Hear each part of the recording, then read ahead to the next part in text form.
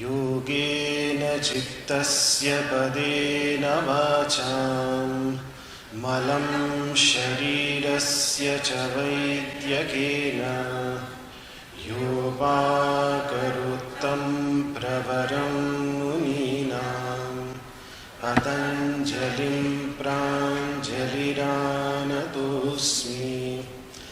आबाहु पुरुषाकारं शङ्खचक्रासिधारिणं सहस्रशिरसं श्वेतं पतञ्जलिं गुरुर्ब्रह्मा गुरुर्विष्णुर् गुरुर्देवो महेश्वरः गुरुः साक्षात् परं ब्रह्म तस्मै श्री गुरवे नमः. हरिः ओम्.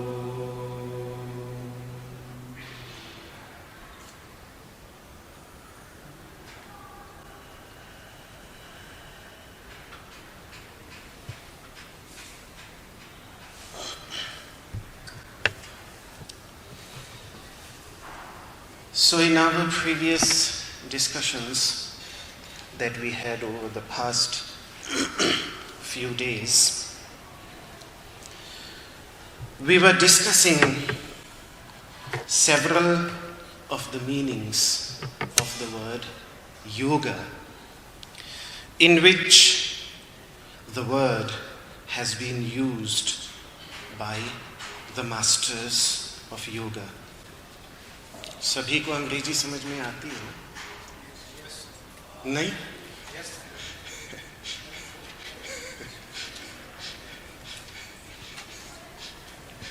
आपको तो मैं जानता हूँ अच्छे से आती है.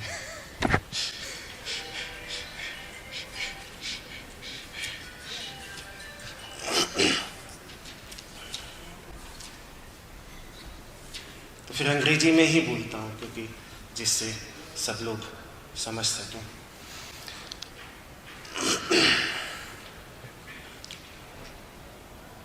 योग शब्द के विभिन्न अर्थों पर विचार चल रहा था. We were discussing the various meanings of the word yoga, and as we are reaching the end, the depth of those meanings is becoming deeper and deeper and deeper.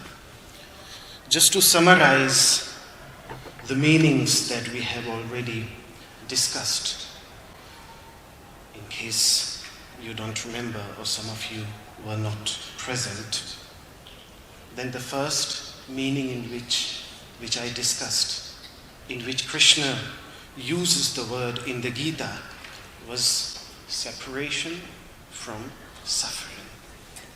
From suffering when it arises in the mind, to be a witness of it, and not to allow oneself to be influenced by it. This is a skill that needs to be learned, needs to be practiced through meditation.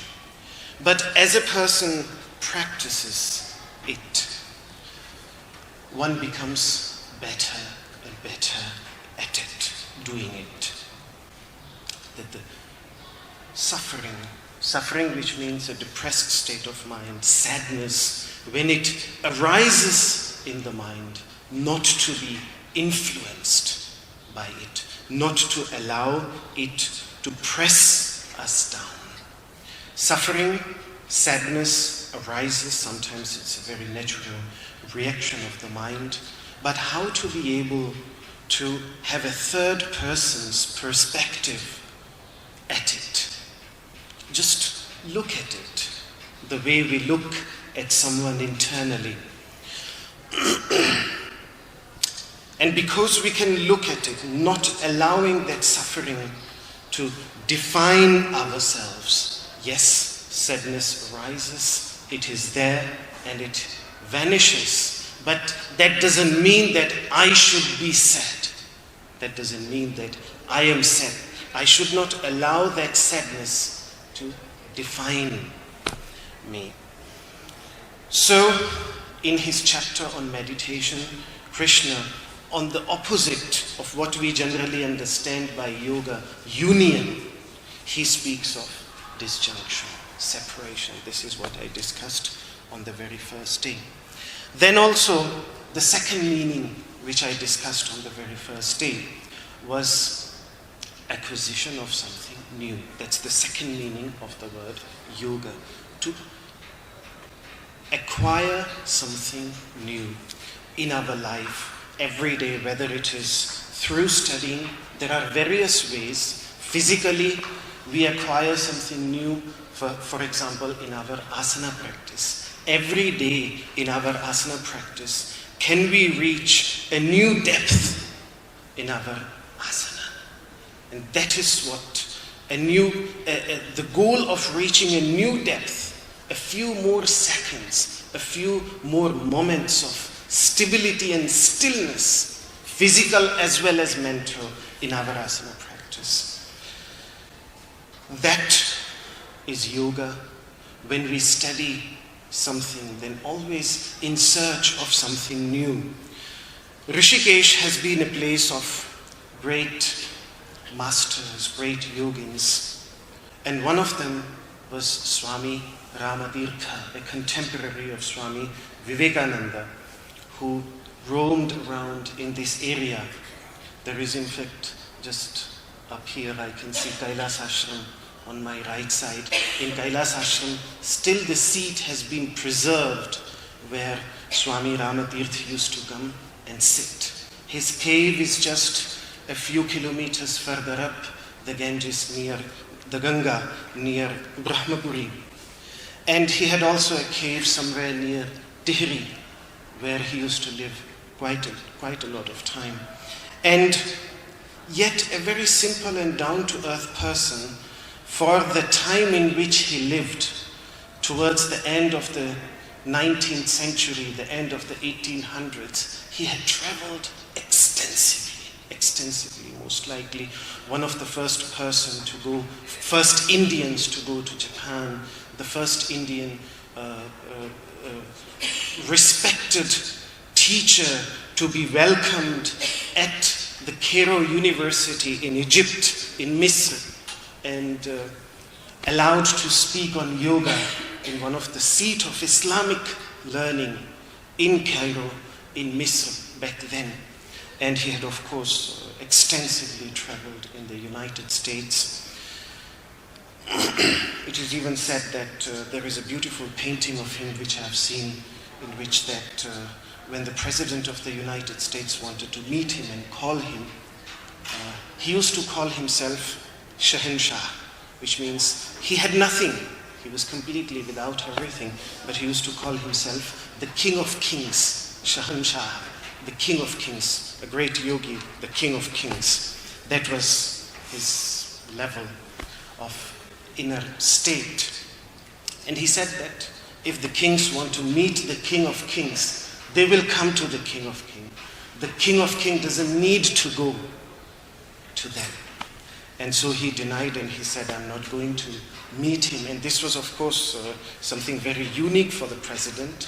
So he eventually decided that I should go at least and meet him just for 5 minutes. And there is a beautiful picture which I have seen in his biography, in which the president is standing there and he's sitting under a tree, and the President of the United States is standing in front of him, and those 5 minutes were turned into 45 minutes, and so they spoke with each other for 45 minutes. So this was the level of yogis that lived here in Rishikesh. And when he was traveling, back then there were no aeroplanes, so when he was coming back from the United States, he threw everything that he had with him, with which he came back, all the trunks of his luggage and all the everything that was given to him, all the awards and respectful letters and gifts and everything, he just threw into the ocean. And that was his spirit. His ashram is still there next to Ramjhula. It was founded in 1906 by the Chief Justice of the United Province, which was Uttar Pradesh back then. And so the Chief Justice founded an ashram in his name here. So why I brought up his name, just first of all to remind all of us the kind of yogis that lived in Rishikesh, which made Rishikesh what it is today, first of all. And secondly, because he has written his memoirs as in the forests of God realization, and there he tells of different experiences that he had. And when he was coming back from the United States on the boat, on the ship, he met a 90-year-old man who he used to see every day would sit outside in the sun on the deck of the ship, and used to do something, used to write something at the age of 90. And one day he went close to him and said that, what do you do? Every day you are writing here something. Then he said, I'm learning Chinese. At the age of 90, learning Chinese. He himself had already traveled to China, and he obviously knew that it's one of the most difficult language, at least for someone who is not a Chinese, maybe not for the Chinese. And so then he was amazed and he said, wow.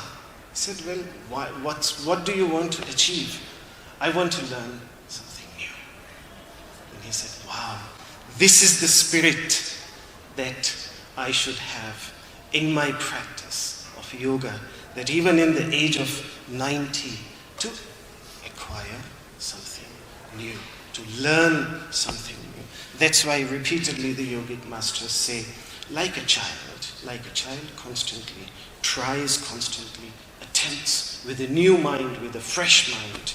That is another meaning of the word yoga that I discussed. And then the next meaning was given to us by Maharshi Vamadeva, famed through Vamadevasana, which means the coming together of humanity, which is dispersed on the various faces of the earth. He uses the word of their coming together for a very specific purpose, for the acquisition of knowledge, when they come together. And I'm sure that this ancient passage of the Rig Veda, extremely ancient, which is the most ancient collection of teachings on the Indian subcontinent, must have been the inspiration of students, listeners, practitioners coming together, meeting their masters. The very idea of satsanga, to be in the company of the good ones, to be in the company of the wise ones. This comes again from this meaning of the word yoga, in which we come together to acquire wisdom, to acquire understanding. And I see this spirit of concordance and coexistence when I travel, when I see people practicing yoga from different countries, from different nations, together in the same room. I'm constantly reminded of this. So this third meaning was the coming together of humanity, which is otherwise dispersed on the faces of earth. People live in different countries, and they get conditioned by those countries, by those boundaries created by the human mind. But then yoga inspires also to go beyond, to leave one's comfort zone and think out of the frame, think out of the boundary. And that is why there were amongst the yogis, they were from extreme antiquity, there were parivrājakas, which means there were travelers who were traveling around the earth to disseminate knowledge and wisdom that they have acquired, and charakas, which mean the ones who travel to acquire knowledge and wisdom. So when I see people traveling from all around the world to come to Rishikesh to acquire the understanding and knowledge of yoga, I'm reminded of the charakas, because Sage Patanjali, the master of yoga, the author of yoga, is a charaka. At least that is the traditional understanding of the commentators of Charaka Samhita, the great work on Ayurveda, which is named after Charaka. And there the traditional commentators say that Sage Patanjali, it is Patanjali who is referred to as Charaka. And it is with this belief that we recite this verse, Yogena Chittasya Padena Vacham Malam Sharirasya Cha Vaidyakena, that we remove the impurities that Patanjali helps us to remove the impurities of the body through Ayurveda. So that is the belief that he at least prepared an edition of Charaka Samhita, of the Samhita of Charaka, because one of his names was not only Patanjali, but he was also, because he was a great traveler, he traveled a lot in search of wisdom, like a honeybee which travels from flower to flower and takes the essence, leaves the flower, but carries the essence in its mouth. So like this, he was a great traveler.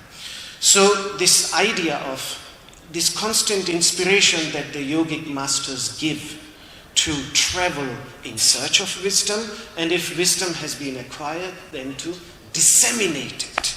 This is what constantly brings individuals together. And it is this that lies at why do we have such great gatherings like Kumbh Mela in India, where amongst the saints it is said that if at least once in 12 years you have to visit there, because you get a chance to meet others, to exchange notes, to exchange ideas, learn from others, and you also get an opportunity to share your understanding. So it's not only taking bath in the confluence of Ganga, Yamuna, and Saraswati, the hidden river in Prayagraj, in the king of confluences, but it becomes also an opportunity to take bath in the Ganga, in the confluence of the Ganga of knowledge and the Yamuna of love and devotion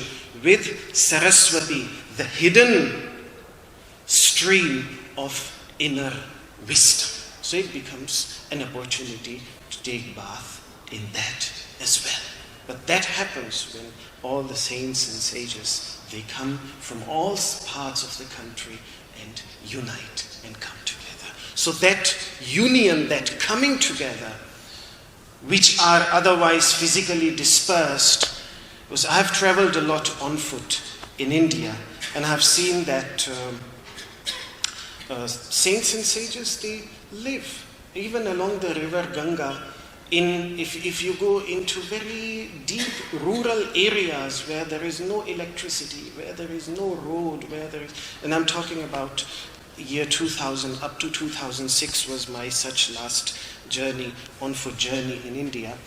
And many times out of these rural areas, somewhere out of the village, there is a small temple, and in that temple is sitting a saintly person who inspires the villagers to do good. And they are always to be found there except during Kumbh Mela. In Kumbh Mela, they go to the Kumbha. And then if you travel during Kumbh Mela, you don't find these people. So all these people who are otherwise dispersed all around the country, they come together. So this idea of coming together is fundamental, and that's the word yoga by Maharshi Vamadeva has been used in this very physical significance of humanity coming together in search of knowledge, in search of wisdom, in search of understanding. So this is also one of the meanings of the word yoga. But then if they come together and fight with each other, that's again a big problem. So then comes the next meaning of the word yoga that I discussed, which was given by Maharshi Apastamba 450 BC, approximately the time of the Buddha, 200 years before Patanjali. Absence of opposition. This meaning, absence of opposition. Another meaning, his definition of yoga is to overcome any sense of opposition. And that is why the spirit of yoga has constantly united. As I explained when I was discussing this meaning, yoga has been that fundamental spirit that despite philosophical differences, religious differences, linguistic differences, and ethnic differences, this country has remained one united nation. It is because the spirit of yoga which kept, whether it was Buddhists, Jains, Hindus, or their followers who ascribed to different philosophical beliefs and methods of worship, when it came to the practice of yoga, when it came to the very fundamental aspect of yoga, then sitting in the same Padmasana, we find the Buddha, we find the Jaina Tirthankaras, we find the Vedic Rishis. There, at the very foundation of yoga, they see themselves united. And this is something that the yogic masters, whenever they discuss yoga, they proudly declare it repeatedly, that on the level of yoga, there is no opposition. And that's why someone who is rooted on that practical level of yoga, he does not get dismayed or confused by the philosophical differences, because he has grasped that deep unity. And after that, I discussed the next meaning of the word yoga, which was equality and equanimity, equilibrium, complete balance, samatva, which I discussed in great detail. In practical terms, it can be understood to be somewhere in between, which means, for example, when we study the Bhagavad Gita, we see that the Bhagavad Gita's discussion happened not on the either side, but it happened completely in between both sides. Because when we are in between, we can see the best or the good in both sides. We can have a third person's perspective. We can appreciate the good in the good side, but nothing is perfect. So maybe there is something not so beneficial even in the good side. So that can also be seen. And in the bad side, also there might be something beneficial, something useful. So that can be seen. So that's Krishna's definition of yoga in the very beginning, to reach that samatva. And I explained this in great detail. Then also balance, which about Krishna, he speaks about balance in eating, balance in sleeping, balance in work, balance in walking, not too less and also not too much, but finding a balance in all these. So this was the sixth meaning. And then the seventh meaning that I had discussed of yoga was the coming together of our actions and our thoughts. Again, a very ancient meaning. I think when the word yoga in its yogic meaning was used for the first time ever, at least amongst the documents that is available to us, then it is in this meaning, that the coming together of our thoughts and actions. So that was the seventh meaning, which I had discussed in my previous session. Now, today, I will continue. There are another 8, 9, 10, 11, 12. Five more meanings to be discussed, which are the deepest meanings of the word yoga. Then we can question how these meanings should be incorporated into our practice of asana, into whatever we practice in the name of yoga. Otherwise, our practice might be anything but yoga. Or we are just misappropriating the word yoga.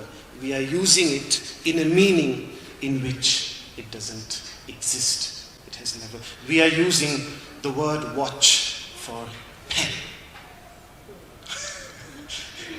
You get the point? We are using the word pen for watch, and we are using the word watch for pen. If we practice yoga without trying to introduce the word, understanding the meaning of the word yoga and introduce it into our practice, which means we are using the word in a meaning in which it doesn't exist. Any questions? This much? This long?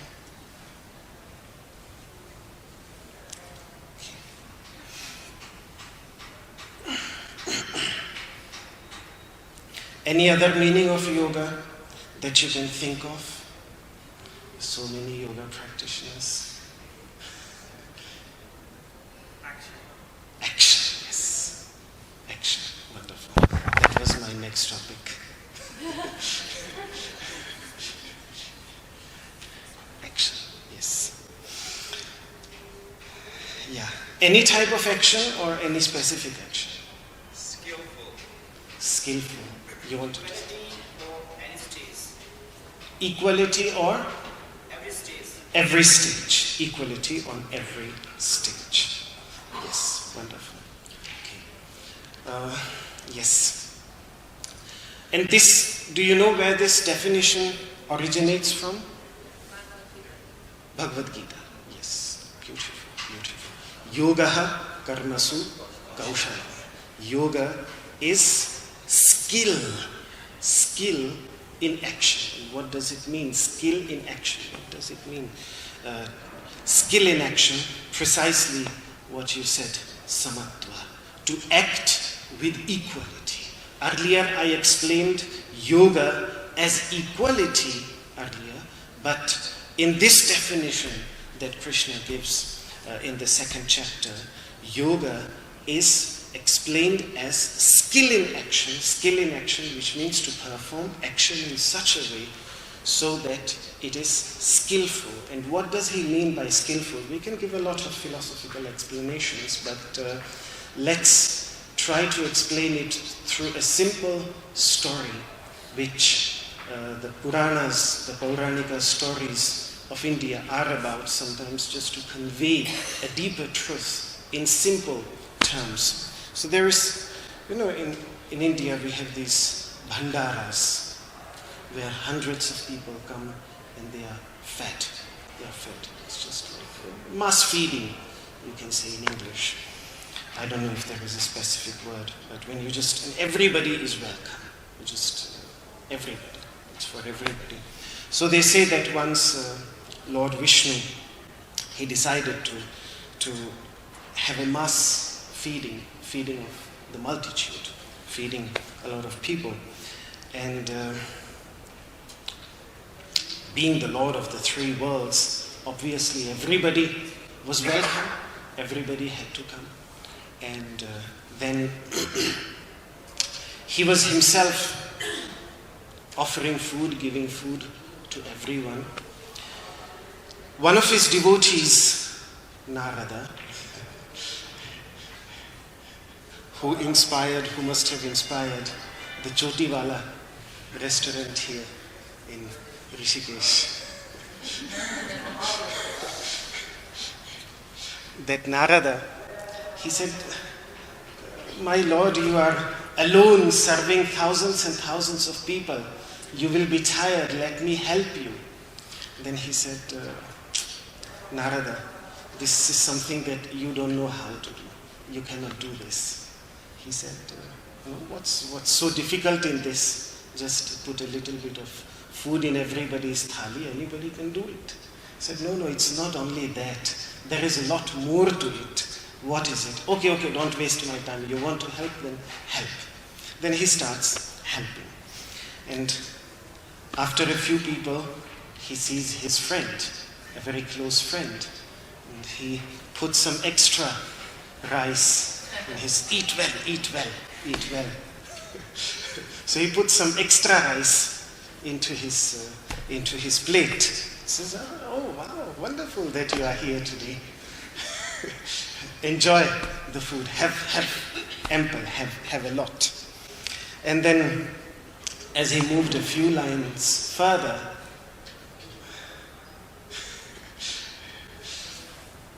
one of his enemies was sitting there.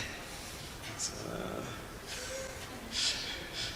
didn't feel like giving him anything at all, but still gave him a little bit, and without even looking at him, moved ahead. And in that moment, Vishnu came and said, that is why I told you that this is not something you can't serve, you don't know how to serve. The moment in service, you create a discrimination, you favor someone over someone else, then it is no more service. Then it is anything but not service. So the very definition for skillful action in Krishna's understanding is to be able to work with that sense of equality, which is what the word karma yoga, when he uses the word karma yoga, because karma means action, and when the word yoga is attached to it, that is how it defines action. So the difference between simple karma, action, and karma yoga is precisely the skillful action which is rooted in that sense of balance, equality towards all beings. So that is another meaning of the word yoga. The word yoga in itself is used in the sense of karma yoga. And that's why in the Gita, many times Krishna uses the word, for example, in the 5th chapter, in the beginning, he uses the word yoga specifically just on its own, even on its own, he uses it in the meaning of karma yoga, in the meaning of such action. And when we discuss karma yoga, then I think we should also discuss the few steps that Krishna speaks about in the Bhagavad Gita. The first one, the first step towards such equality in Krishna's understanding is first of all to understand that no person can be without action. This is a fundamental, basic principle. The body needs to work. Without working, the body will become stiff and ultimately die. We need rest, but the moment our rest is over, then we need to execute actions. Otherwise we will become sick. He warns very clearly, Sharira yatra pichate, this existence of body is not possible if you don't exert yourself. It will become sick. It is very unnatural not to exert the body because on its own everything is in a constant state of flux and everything is constantly active. Whether it is this universe around us, this planet is constantly traveling.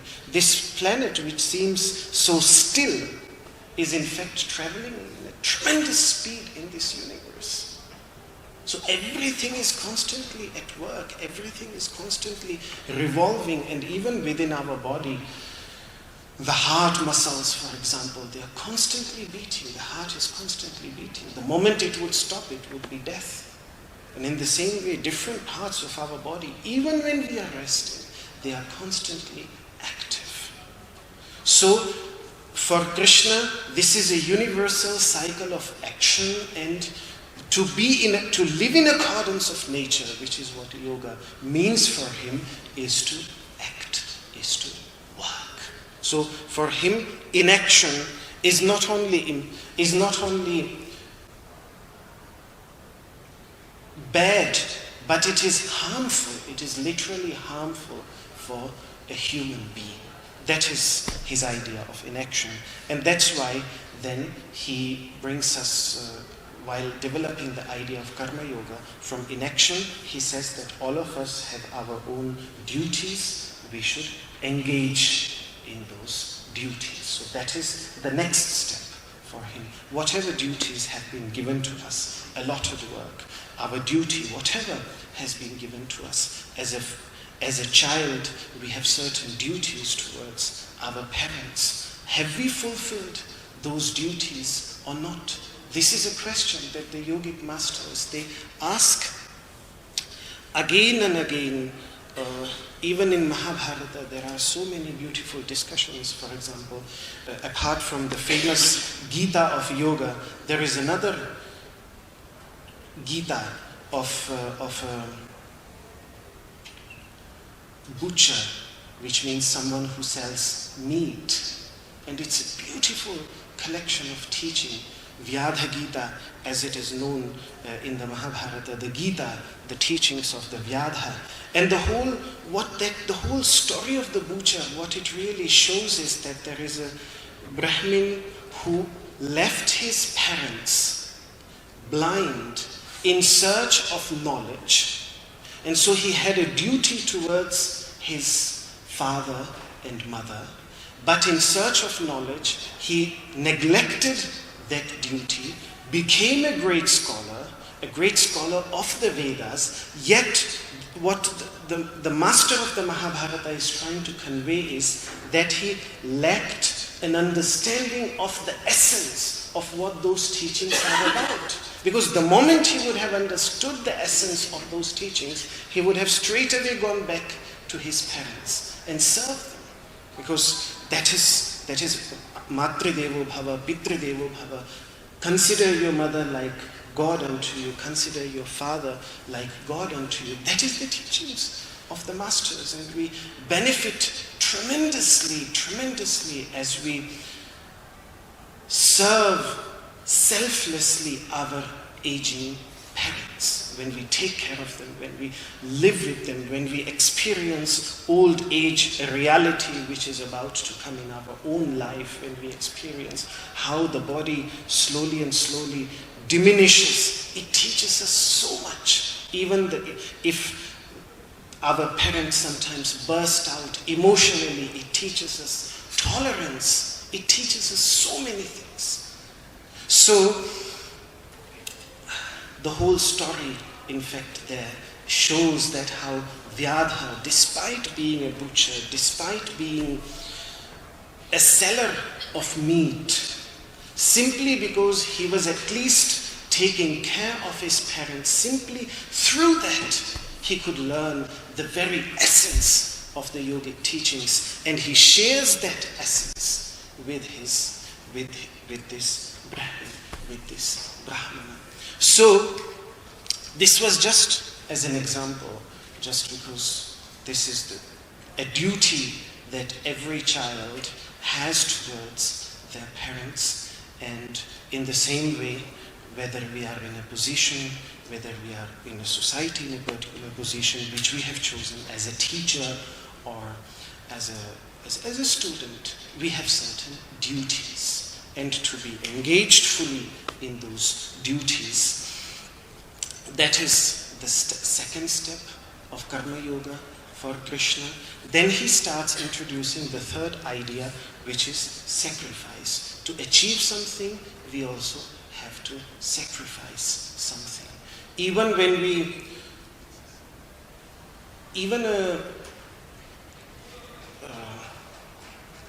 Someone who cultivates the field, which means क्या कहेंगे, किसान को क्या कहेंगे अंग्रेजी में? Farmer, yes, that's the word that I was sometimes English English word simply doesn't come. Farmer, yes, kisan. A farmer, when he farms, when he cultivates his land, after he has kept all the results from the previous year and has finished, either he sells it away or he eats everything, but he still has to keep a little bit of those seeds.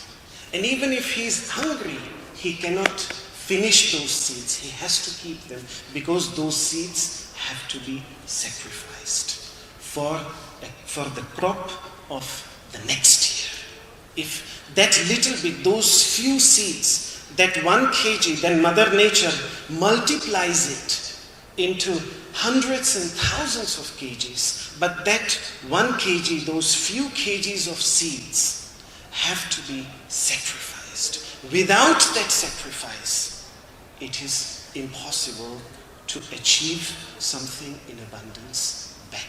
Mother Nature, one has to sow a seed into it, and then only Mother Nature rewards our hard work. But something has to be sacrificed. And this is true in everything that we do in our life. Whether it is as simple as the practice of yoga, whether it is as simple as practicing meditation, or whether it is anything that we want to achieve in our lives. Something has to be sacrificed. Our hard work and a little bit of our possession, dear possession. Maybe our children are hungry, but still we decide not to feed that to them, because otherwise we will have nothing for the whole year. So that little bit of sacrifice of the results which we give back to Mother Nature so that she can reward our hard work. That is the idea of sacrifice that then Krishna includes in the context of karma yoga. So first of all, not allowing oneself to fall into inactivity because it is extremely harmful on every level, then engaging oneself in action, in one's duties, and then bringing the idea of concept, the idea of sacrifice into it. And then of course Krishna, to take it on the level of yoga, then takes it to the level of nishkama karma, which means action which is performed not to own the result, but action which is performed in such a way so that it is performed for the benefit of the society, and every action will have a result. Then that result is also not kept for oneself, but it is given back to the society as well. So any action that is performed in this spirit, that is what he calls selfless action. That is what he calls action which has been performed without a desire for its results. It will have a result. Every action has a result. But not to own it oneself, to give it back to the society. That part of our action, that is then, in his understanding, called karma yoga. That is how he develops the idea, and he says that then, but Arjuna, still, if I do the action and I don't take even the reward is given back to the society. Still, do I benefit anything? Then Krishna says, yes, inner purification. Inner purification of the heart. And that is a tremendous benefit, which is extremely beneficial on the path of yoga. Depth comes when a person, all of the practices of yoga, what is Ashtanga yoga?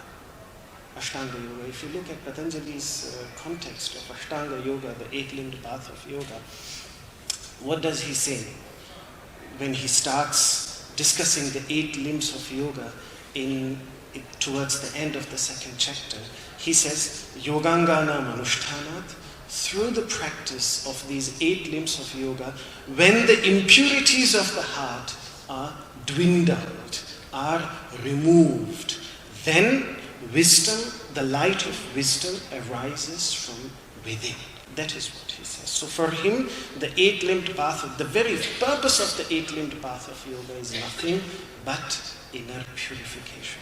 Purification of the heart. Without that, oh my God, meditation can be a deeply upsetting and unsettling experience. It's very simple. It's very simple. I mean, if you have not brought order into your home and there is a complete chaos in your house, and if somebody asks you to remain in this chaotic house for even 1 hour, you will run out because you cannot find everything. Everything is just, there is no order at home. So then the first thing that needs to be done, the moment you enter your house, at least bring order.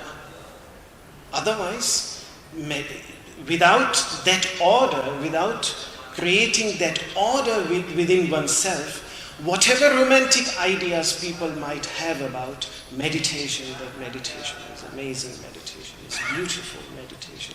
But if there is a lot of impurity within, it is tremendously disturbing, disturbs tremendously being with oneself. It can be very disturbing. So, yes, to a great extent, meditation gives us the opportunity for these impurities to come up so that we become aware of them, and our light of awareness then accepts that it is there, it is acknowledged, and that then also cleanses it. When it comes into awareness, cleanses it. But this is not enough.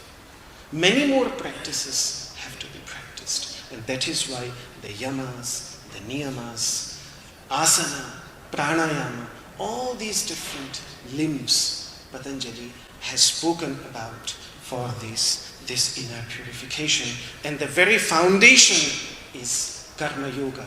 Why I'm saying this? Even before asana, what is the last niyama? Ishvara pranidhana. Ishvara pranidhana simply means surrendering the results of one's actions to the divinity that is present within the hearts of all beings. So precisely just the last niyama before asana is in fact karma yoga. So that is how important for Krishna in Yoga Shastra, karma yoga is extremely important, and so is karma yoga also extremely important for Patanjali in his Yoga Sutras, the idea of karma yoga, tremendously. So, one of the meanings of the word yoga itself is karma yoga. That is the 8th meaning that I wanted to discuss. And then comes the 9th meaning. The 9th meaning of the word yoga, in which it is used also in the Vedas, is inner strength, inner energy, inner strength. For example, there is one mantra in the Atharva Veda, Jishnave Yogaya Brahma Yogair Va Yunajmi. 2 times the word yoga has been used, and 3rd times the root of yoga has also been used there. Jishnavi, so that I can acquire victory over myself. So that I can acquire victory over myself. Yogaya, for that inner strength, I unite myself with the yoga, with the strength that arises through wisdom, through understanding. So here the word yoga has been used in the meaning of strength. And how is it possible that the word yoga can be used in the meaning of strength? It is very simple, because what yoga does is that yoga focuses our capacity. It focuses our attention. And the moment something gets focused, it becomes extremely potent, extremely powerful. It can be understood through a very easy example. The sun, the light of the sun, the rays of the sun don't kindle something. They don't have the capacity to kindle anything, to set something alight. They don't. But the moment you focus just this, the rays of the sun which fall on this much area, just this much, and you just focus them on one point, something amazing happens. If you do it, and all of us, I'm sure, have done it at school, so we know that very well, and if you haven't done it, then just get a lens and do it. You will see that straight away, that those rays, they become extremely powerful. That power doesn't come from somewhere else. It is already present in those rays. So the power of yoga is not a power that comes from somewhere outside. It is already present within ourselves. But yoga, the practice of yoga, whether it is the practice of asana, whether it is the practice of pranayama, whether it is the practice of meditation, it just focuses our capacity. And when it gets focused, the more it gets focused, the more powerful it becomes. So it is in that sense that the word yoga sometimes has been used by the masters also in the meaning of powers. And of course, the power that the masters were seeking was not the power to dominate the world. That is not the kind of power that anyone ever on the path of yoga tried to seek. And that's why if there is any idea of trying to dominate anyone through the power of yoga, then it is a complete misapplication of the word yoga. In fact, India, the Sanskrit name of India is Bharata. Bharata, that's what we call India in Sanskrit.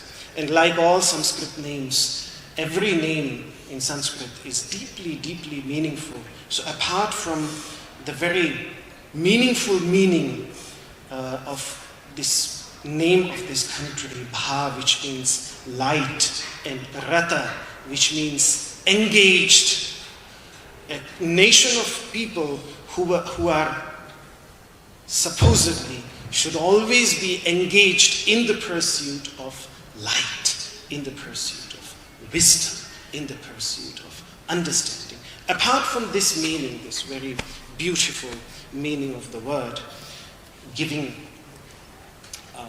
it was a great ideal that was given to this nation by those who gave it this name in extreme antiquity. But apart from that, there is also another reason why this country was called Bharata, because it was ruled and united by one of the first kings whose name was King Bharata. And the land of Bharata is called Bharata. And King Bharata, who was one of the ancestors of the Kauravas and Pandavas, the characters of the Mahabharata, there are beautiful stories about his life. He was a very strong child from his childhood. In fact,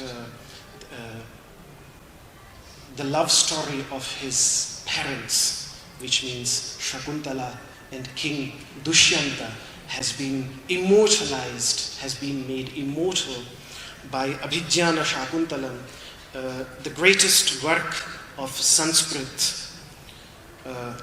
literature, the greatest work of Sanskrit literature, which made Kalidas the Shakespeare of India, a play, Abhijnana Shakuntala, the life, the love story of Dushyanta and Shakuntala.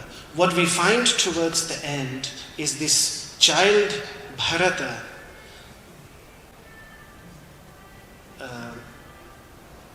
counting the teeth of the lions and lion cubs who were playing in the rishis' ashram.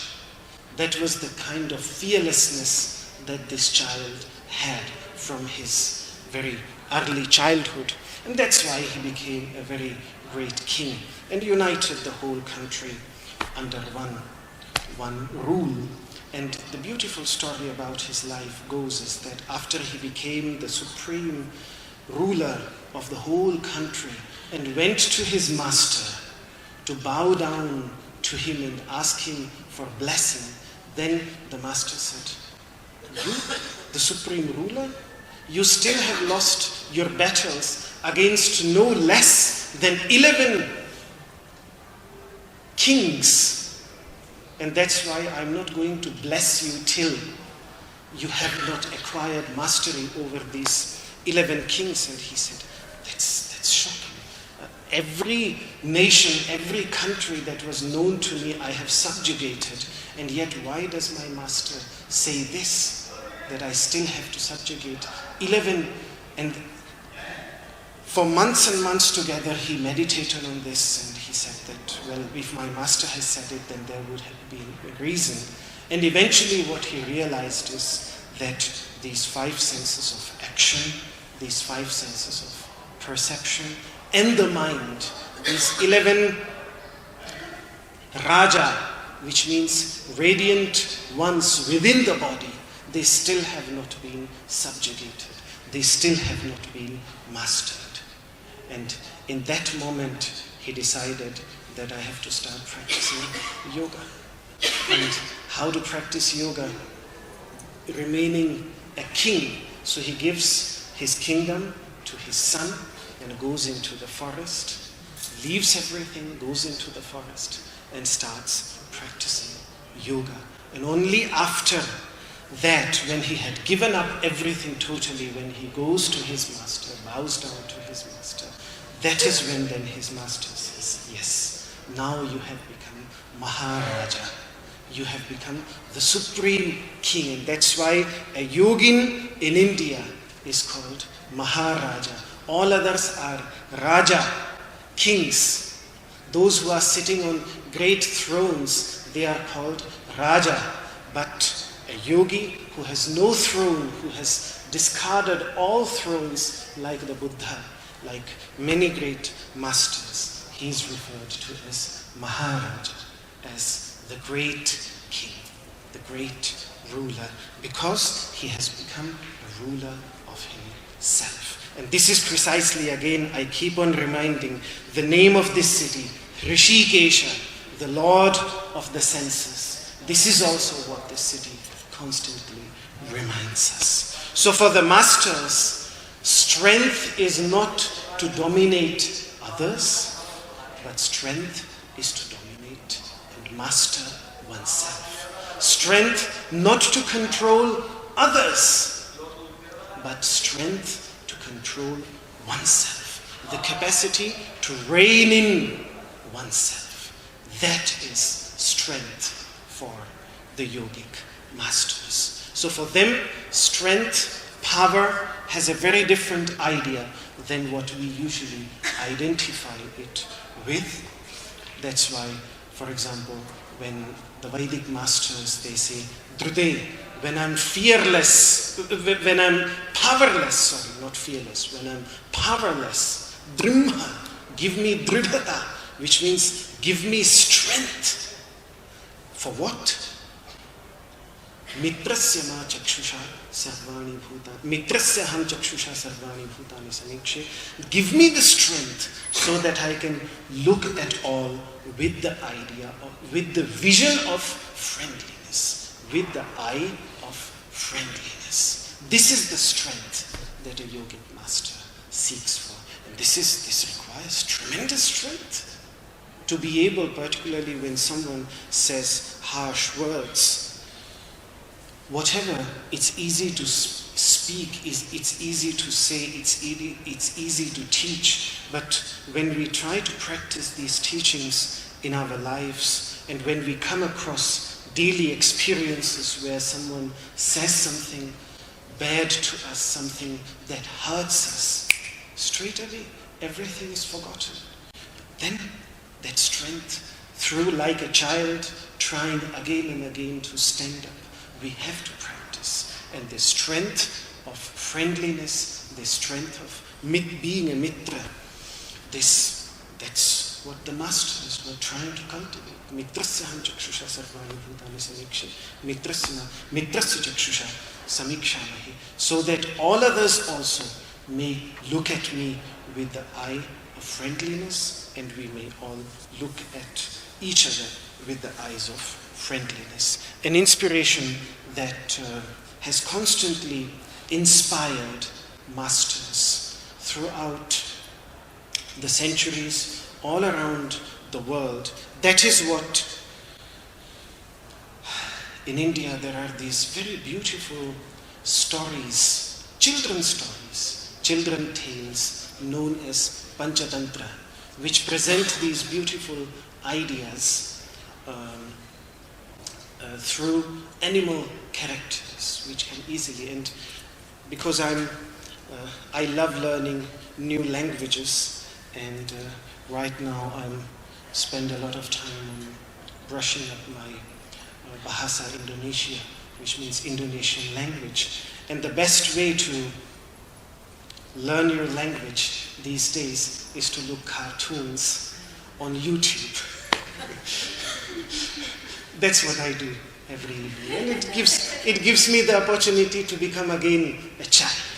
And that's what learning language is about. Because every time you learn a new language, you actually have to become a child. You are reminded of your childhood. Because like a child does not sees everything but doesn't understand anything, that's what happens when you come across a new language. That's what I feel, for example, when I go to the Arabic countries. I see everything, but I don't understand anything.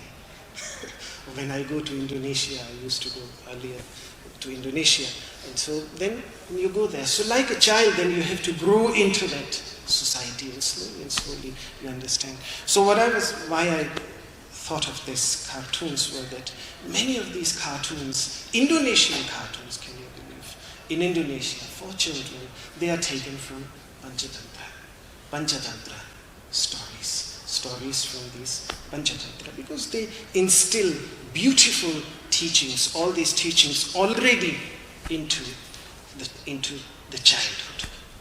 So there is a beautiful story of Maitri Bala, the strength of friendliness, the strength of being friendly, Maitri Bala.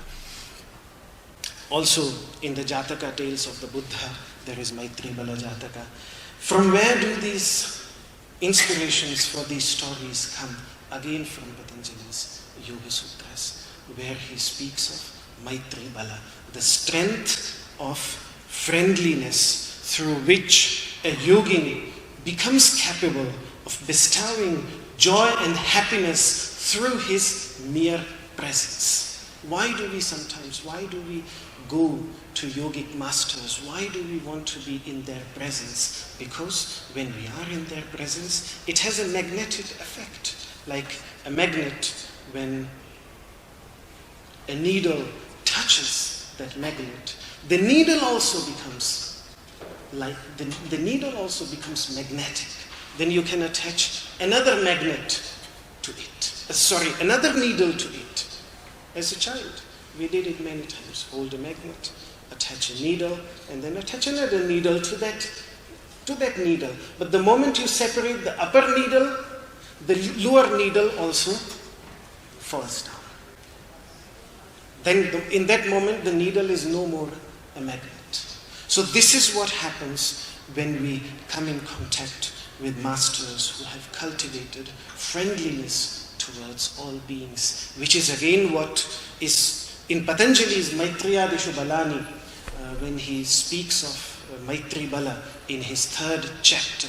That is what he means. The yogi, by meditating on friendliness, cultivates this capacity. So these are the kinds of powers, these are the kinds of powers that the yogis should seek to cultivate through the practice of yoga. Or, for example, Karuna Bala, the power of compassion, through which his mere presence Why do thousands and thousands flock to individuals like Amritanandamayi Amma?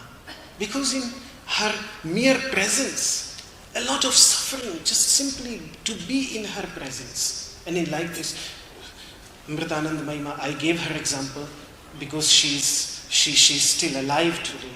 But for example, here in Rishikesh and Haridwar, there was a great mother, Anandamayi Ma. The whole world. She knew nothing. She knew nothing. She was completely illiterate. Completely illiterate. And yet, great scholars of Banaras like Gopinath Kaviraj used to come and sit at her feet. Even my teacher in Kailas Ashram, a great scholar of North India, Swami Vidyanand Giriji Maharaj, who left his body in 2007, already 12 years ago, but was the 10th head of Kailas Ashram. When he used to go to her, he just used to refer to her as Ma. That's all, Ma. And he had tremendous respect for her.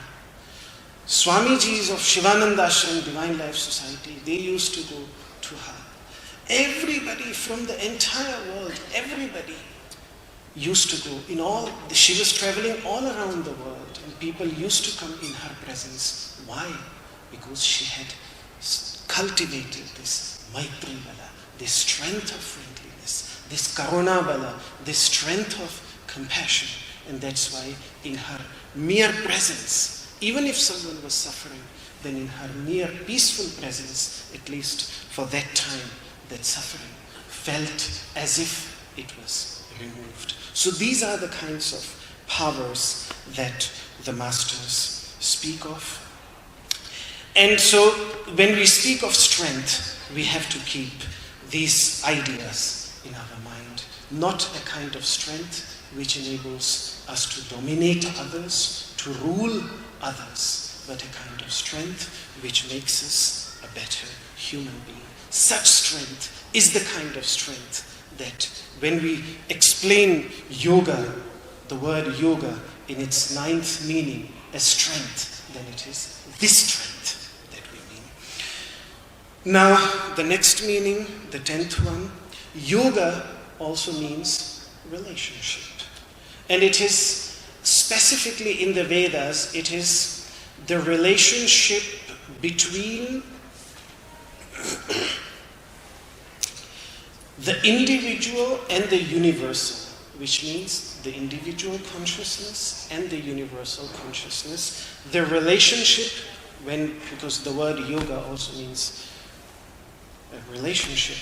So, when sometimes the Vedic masters, they use the word yoga, they use it in the sense of establishing a relationship of love, what we call in English today devotion, but in Sanskrit it is bhakti, which simply means supreme love, unconditional love. Unconditional love to what? To God. But what is God for yoga? God for yoga is not an essence up there, but it is an essence which is present within the hearts of all beings. Constantly, for the yogic masters, whether it is the Bhagavad Gita, when Krishna speaks of Ishvara, the Sanskrit word for God, he constantly reminds Ishvara, Sarva Bhutanam, Hriddeshe. Hrid means heart. Where we feel all our emotions. When we embrace someone, then we embrace next to our heart. So it is here, not even here, where all the intellectual thinking goes on, where all the philosophical teaching goes on, but here, where that rasa, where that raso vaisaha, that rasa, which means that love is experienced. It is here that the God of yoga resides. And it resides within all beings. And within all beings means within all beings, not only human beings, but within all beings. So when yoga speaks of love, unconditional love for God, it simply is another word, a yogic expression for universal, unconditional love towards all beings, without any discrimination.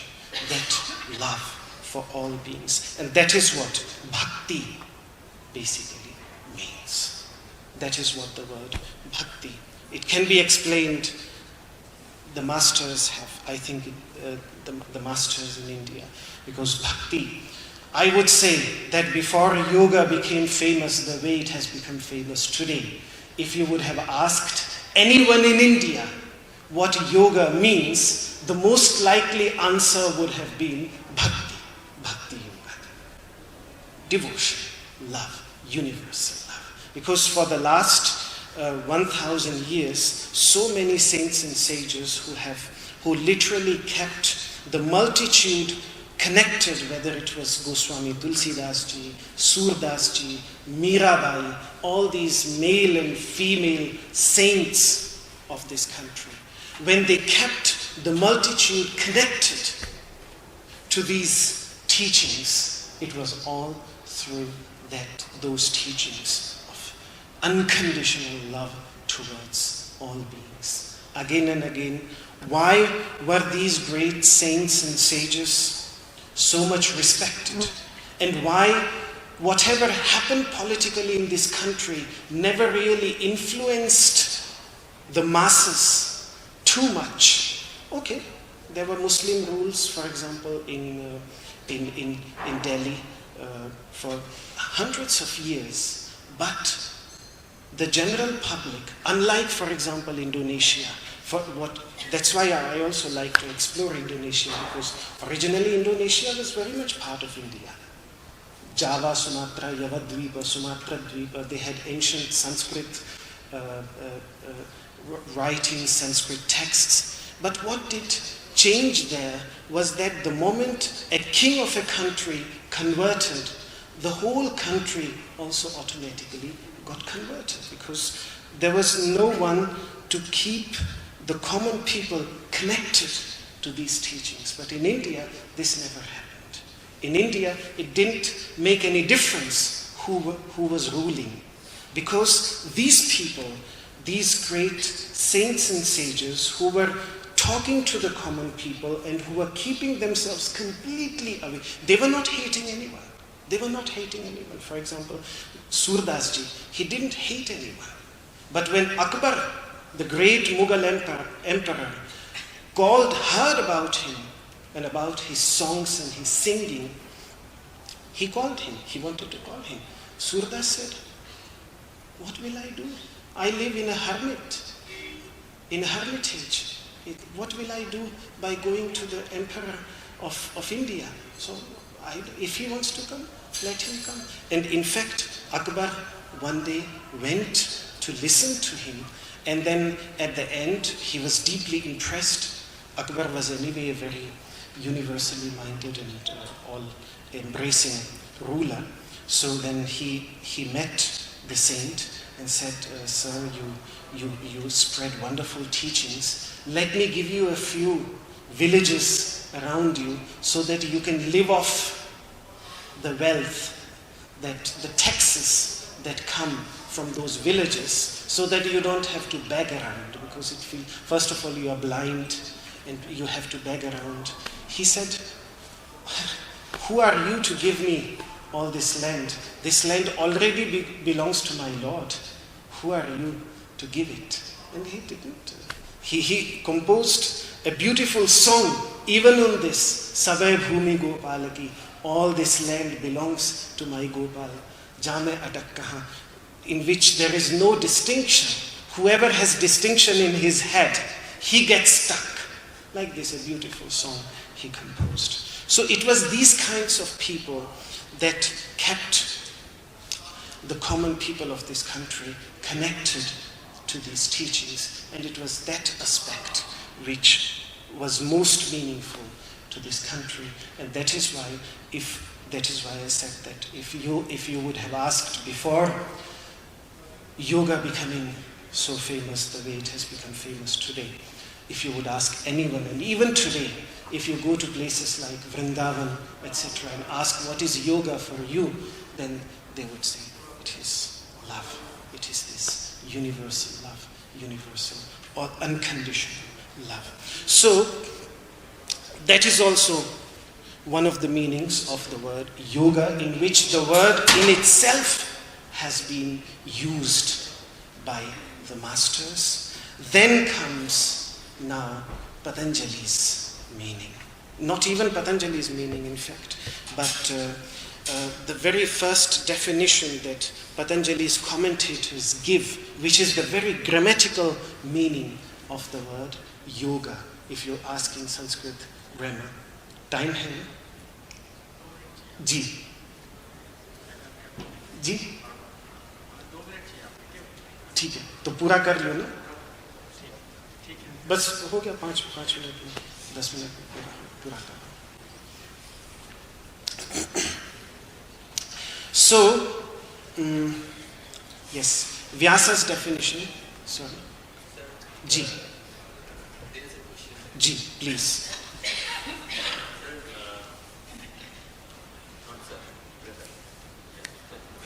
That's beautiful. जैसा कि भक्ति योग और focus वाली बात थी, जी ये दोनों मतलब मैंने जीने की कोशिश करी. जी जब मैं फोकस करता हूँ जी और भक्ति योग में रहता हूँ, जी भक्ति योग में ऐसा होता है कि जैसा कि भगवान श्री कृष्ण ने कहा है कि हर किसी में भगवान है, so we have to help everyone. Yes सबकी मदद करनी चाहिए. जी लेकिन ये दोनों चीजें एक साथ मेरे से नहीं हो पाती. जी जब मैं उनकी हेल्प करने लग जाता हूँ, जी then I get diverted from my work. जी मेरा फोकस डिस्टर्ब हो जाता है. जी क्या करूँ?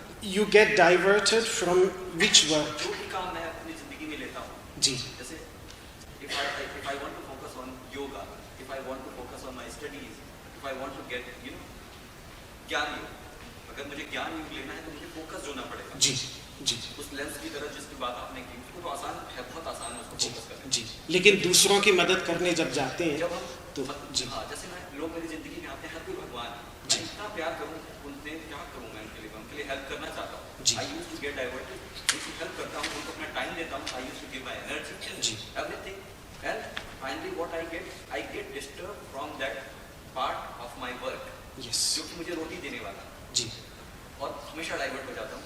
उस जी. समय इन दोनों चीज़ों को, भक्ति योग, कर्म योग, जी. ज्ञान योग, इन सबको कैसे बैलेंस कर पाऊँ, मुझे इसका आंसर दो. जी जी जी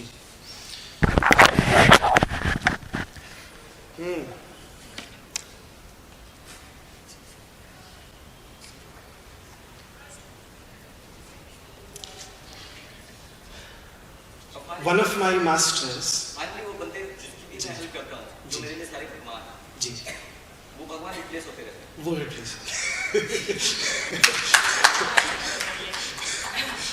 बहुत सुंदर, बहुत सुंदर. Everyone is going to leave me. मैं उनके साथ हूँ, मैं उनके साथ हमेशा रहूँगा. कल 10 साल पहले जो मेरे 10th क्लास के फ्रेंड थे, वो भी आप सामने आके खड़े हो जाए टोपी कान के साथ, तो मैं बन जाऊँगा उनके लिए हेल्प करने के लिए. But I know that one day they are going to leave me, और वो बुरी तरह छोड़ के जाएंगे. जी लेकिन बुरी तरह कि पूरी तरह? मैं नहीं छोड़ रहा. क्या कहा आपने? वो मुझे छोड़ जाएंगे.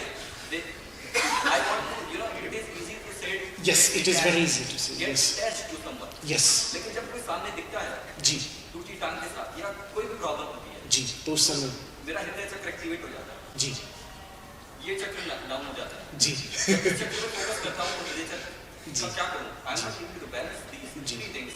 जी प्लीज हेल्प मी. जी जी जी I think this is precisely also the problem that Arjuna had, because on one side was his duty, on one side was his love, specifically, which could be partly universal love, could be partly selfish love for his own relatives, but both mixed up in a confused state of understanding, and ultimately he wants to go away and be completely non-violent. So precisely the same dilemma that Arjuna also has. And for example, my master used to ask a simple question, he used to say that there is one policeman standing on the crossroads, showing every car the direction, that's his duty. Now suddenly he sees there are a lot of thirsty people there in the line because somebody is giving them water. And should he leave his duty to help distribute water to the thirsty people, or should he remain on his duty as long as he is supposed to remain? In that moment, just in that moment, till his duty is not for 24 hours. As long as his duty is there, that is his worship. In that moment, even doing good becomes a diversion and therefore should be avoided. He could go away from there and say that, okay, मैं भी जाता हूँ, मैं भी जाके सबको पानी पिलाता हूँ, प्याऊ अपना काम छोड़ के. But in that moment of duty, to go away from one's duty. That is why Krishna there, he uses one word, swakarma. He does not only use the word karma, he uses swakarma. Swakarmana tamabhyarchya siddhim vindati manavaha. A human being acquires perfection through worshipping the divine through one's karma, through one's own karma, by which he really means that duty. So in that moment, and he says that even if your duty has some vices in it, don't worry about it. Don't leave it. Continue. Satoshapi natyajit. Even if there is dosha, even if there is some limitations in it, don't leave it. First of all, complete that. Because even through that duty, okay, he's not serving selflessly there by giving water to everybody, but still, he's showing path to hundreds of cars. This policeman. He's showing path. So he's on his duty and he's helping humanity. So in that moment, doing his duty, what Krishna would say, that even in that moment when he's doing all these signs, let him be in a state of mind that I'm serving the divinity. Present within all these people. And all they will, I'm showing the whole day from morning till evening in so much strong sunshine, I'm showing them the direction and no one is going to say thank you at the end of the day. On the contrary, a few will be swearing at the policeman if he sits down just for 1 minute. Let's look at the policeman not doing anything. Or if he makes a mistake, everybody will start shouting. Nobody thinks it. Yet he is on his duty.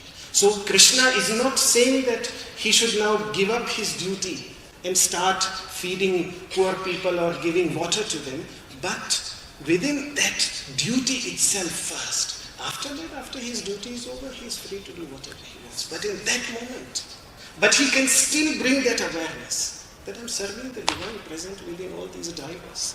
He can still, and while doing that, he could in fact become an enlightened yogi. That is what Kabir Das ji, that is what all Ray Das ji, making their shoes, weaving their clothes, they became enlightened yogis, great yogis. So, our good work should not be an excuse to get away from duty. Doing the duty itself, we can cultivate this awareness that I'm serving the divine. This is how I see it. Then we get focus. And because we are doing our duty. So that is how I understand it. That is how I understand it. Ji sir.